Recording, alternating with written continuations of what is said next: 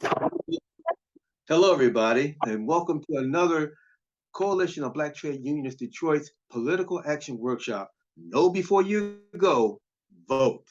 And we are honored to have on our program the governor of the state of Michigan, Governor Gretchen Whitmer. Thank you for being here, Thank you. Governor. I'm really glad to be with you.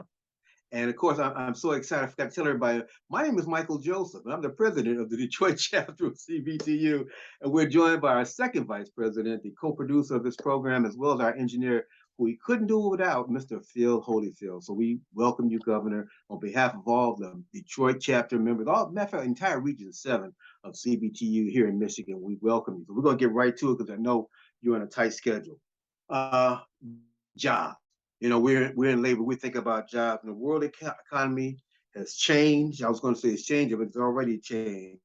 The effect on the auto industry has been transformational, and we're entering a new frontier. New challenges in employment and manufacturing. The prime example, the chips, there's shortage.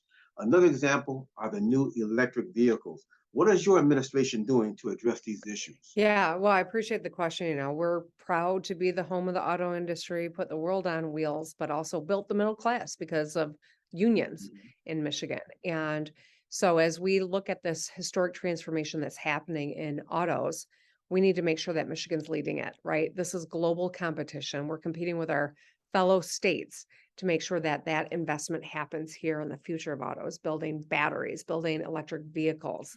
And when it happens in Michigan, it's union jobs too. So I'm really proud that we've landed over 30,000 advanced manufacturing jobs in the last few years, whether it's the historic General Motors investment of $7 billion building batteries in Lansing and Lake Orion, or it is the Ford $2 billion investment, or Stellantis first factory Yes, in 3 you years just being built announced that. Yes. in Detroit. So, there's a lot of good stuff happening. We can't take our foot off the gas though for a second. It is important that Michigan competes and that we win these competitions, because when these companies build here, they're building with, union workforce. They're paying wages that you can raise a family on, and we lock in the future of the auto industry. It's been a great strength for our state. We cannot take it for granted, and these investments will yield dividends for generations. And Well, that's why we got to build the batteries here. that leads me to my next question. You're talking about building dividends, bringing people to Michigan for jobs, union jobs. But we are a right to work state. Are you doing anything to alleviate that, to get rid of that terrible law? As you know, I was on the front line trying to fight the Republicans when they passed right to work. I would love to have a legislature that'll send me a bill to get rid of right to work. I'll sign it in a heartbeat, and you all can stand right there with me when I do it. And that's another, consequence of this election. It's an important election coming up. Workers' rights are on this ballot, and Yes. if we get a legislature that will recognize how important it is that Michigan is a place where you can collectively bargain, and get that bill to my desk, I'll sign it, and I'll work with anyone who wants to have that conversation. But we got to vote for Democrats on this ballot for state house and state representative. Okay. Well, since we're talking about jobs, let's segue that into the economy. Now, what are your plans to attack the potential recession that people say are coming? All the economists saying the rising prices of food, gasoline, energy, healthcare. I call it the price of life. What are you doing to help us?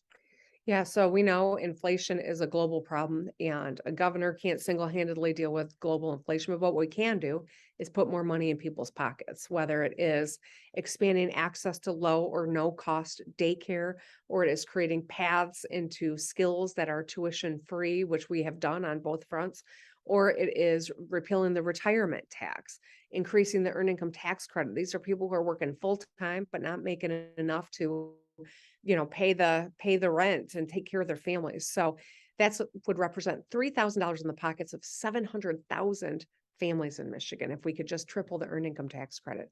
The retirement tax is a burden that people on fixed I was income, about to ask you about that. Yes. yeah, that they're dealing with. My predecessor, Rick Snyder, and the Republican legislature decided to start taxing pensions. I was against it at the time, and I've been trying to repeal it ever since. I can't do it alone though. I need a legislature that'll work with me. And that's why I think in a second 4 years with a very different legislature, we could get that done, just like, same as right to work. So, what are the Republicans are fighting you about that? Because retirees need help. and we all need help, but they're being taxed with a pension. The same with Social Security taxes that comes out of Michigan taxes.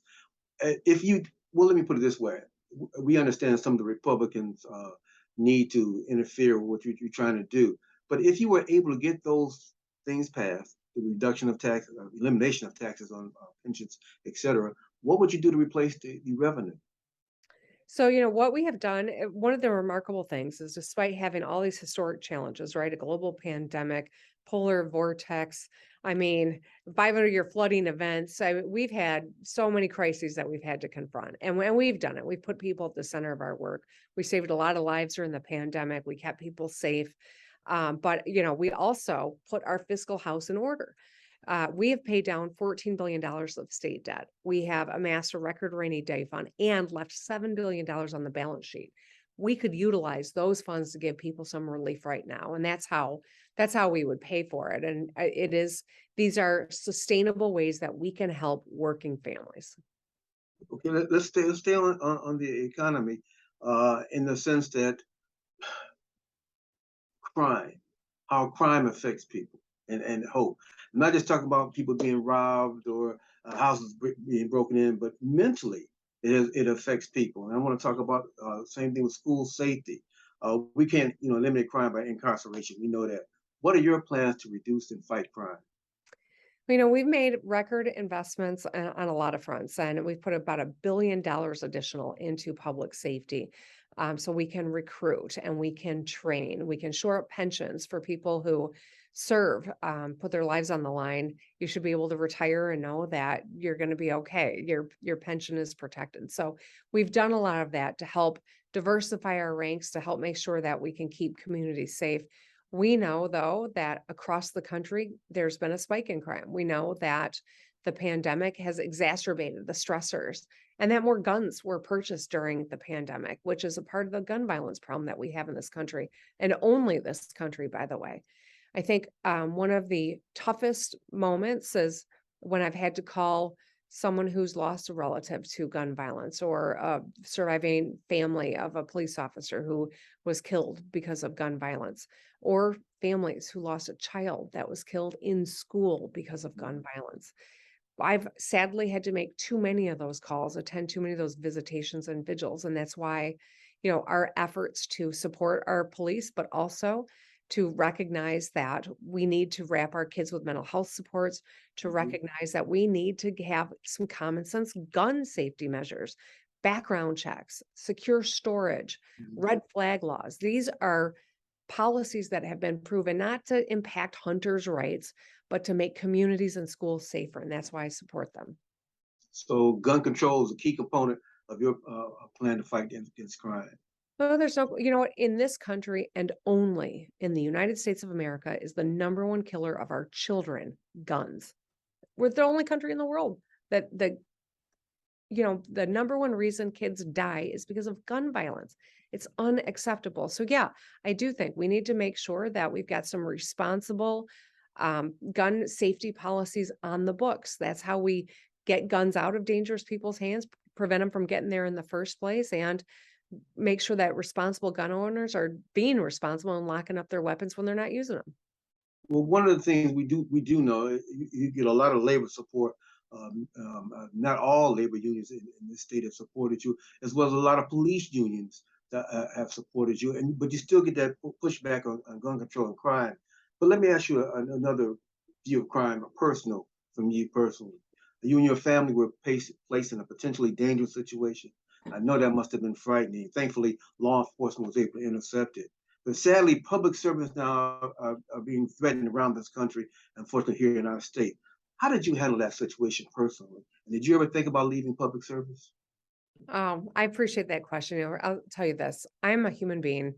I'm a mom. I worry about my kids. I worry about my family. And when I know that there's as an office holder, that sometimes people get mad at me for decisions that I have to make, or I feel like I have to make. And I expect, dissent. But what unfortunately is getting to be too common in America is death threats to people for the act of disagreeing with you. We settle our differences at the ballot box when we abide by the will of the people. And that is what a democracy is all about. That is very much under threat right now as well. The woman who's running against me is an election denier. She won't even accept the will of the people from 2020, and she won't vow to accept the will of the people of the upcoming election. That is dangerous. They sow violent rhetoric, and they inflame it. They sow distrust in our democratic institutions. These are the biggest threats to our democracy right now. And so while it's personally has taken a toll, and I'm a real person. I'm a human being with feelings and fears, and just like everyone else. Um, but there's no question in my mind that this work is crucial. It's much bigger than me. It's bigger than us. This is about our democracy. This is about our future. This is about our state and our future generations. So as tough as it has been, I know I've got to stand my ground and do what I know to be the right thing, and to fight for this democracy, fight for our right to vote, to make sure that government is as good, it works as hard as the people that we're supposed to be serving. Well, speaking about working for the people who are serving the homeless, uh, public health housing is in bad shape around the country, and of course here in Michigan. What are your plans to address this issue, and especially among the lowest income population in our state? Yeah. Affordable housing is a need that is, an issue in all communities, right? Whether I'm in metropolitan Detroit or I'm in northern Michigan, affordable housing is first and foremost concern in a lot of communities. And so we have worked, MISHDA, we've created a $150 million fund so that we can work with people that are building out affordable housing options, whether it's brand new stock or it's refurbishing old stock to bring it up to code and create opportunities for people. We have really, I think, made an improvement, but there is much more good work to do in this space. Mhm. Uh, we want to grow our population and draw people into Michigan. And in order to do that, we got to make sure that you're protected and respected under the law, and you've got a good place to live and a good job.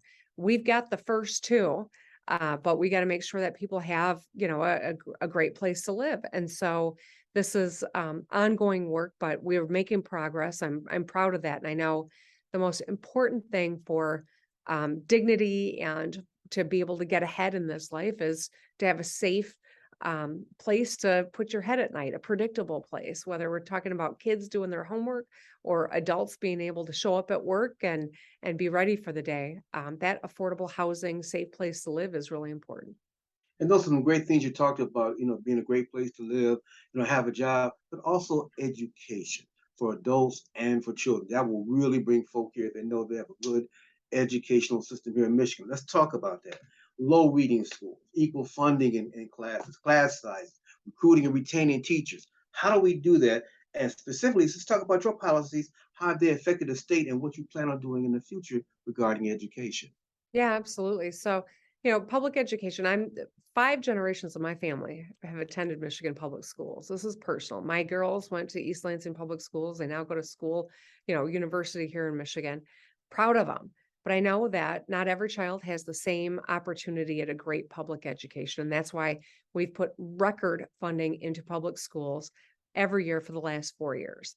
The biggest investment in state history. We closed the gap between districts that got historically less resources to educate kids and districts that are in wealthy areas that got more.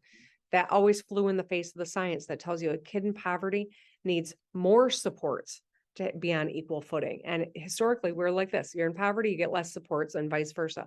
We closed that gap. 4 governors before me tried to close that gap.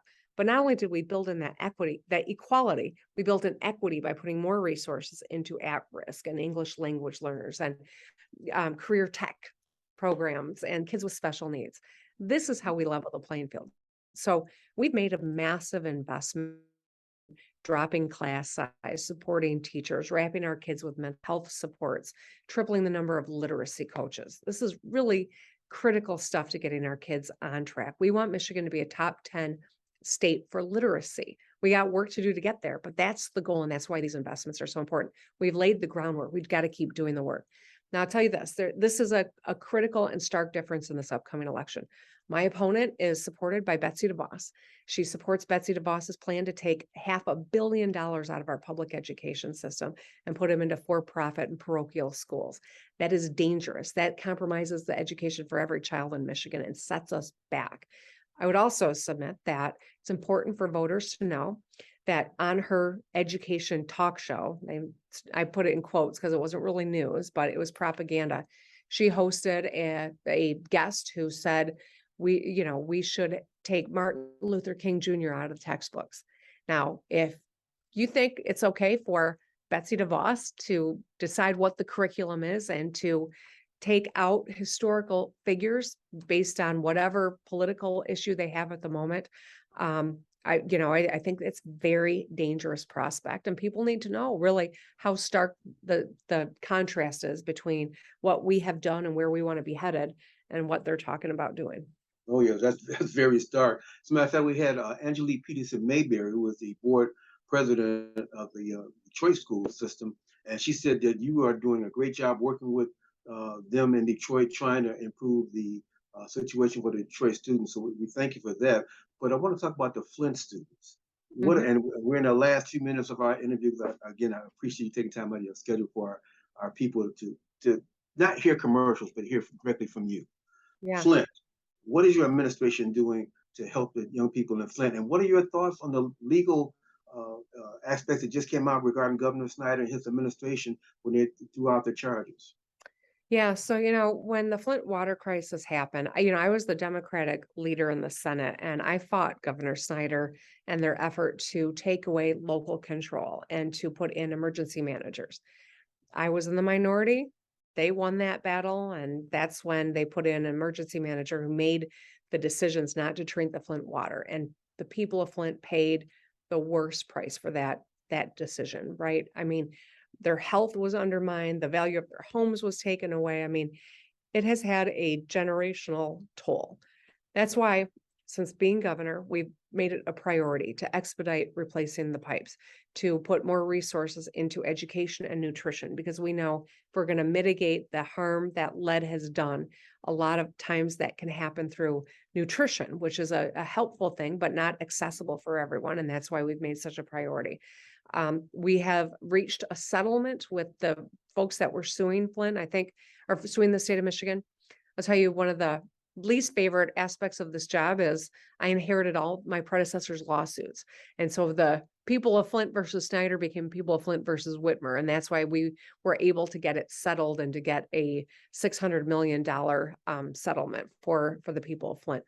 With regard to the criminal charges against my predecessor, those were brought by the Attorney General. I'm not I don't have all the information, and I don't know if I ever will, in terms of the thought process and what the statuses of those. I can just say this: it was a devastating decision that state government made under my predecessor's watch. People of Yes. Flint have paid a dear price for it, and what we can do is try to give the people the support they need, and we've really worked to make sure that that's a priority in the budgets that I've signed. And sadly, they're continuing to pay for it. As we close, we're getting ready to the end. I got two quick questions, and then I'll get a closing statement for you.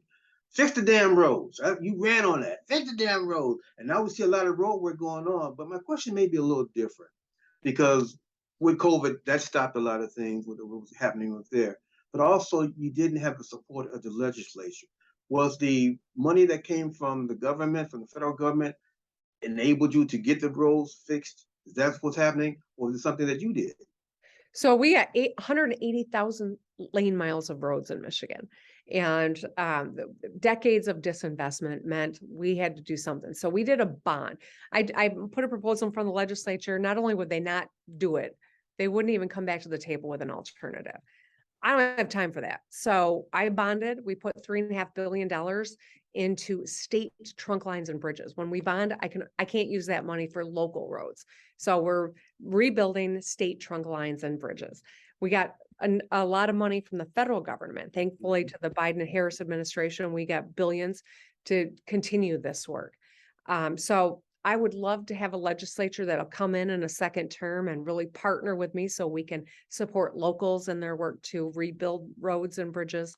But at this juncture, what we see happening across the state is we're moving dirt, we're moving fast. There's orange barrels and cones everywhere. Slow down, give those hardworking union men and women some space so that they can stay safe as they do this work.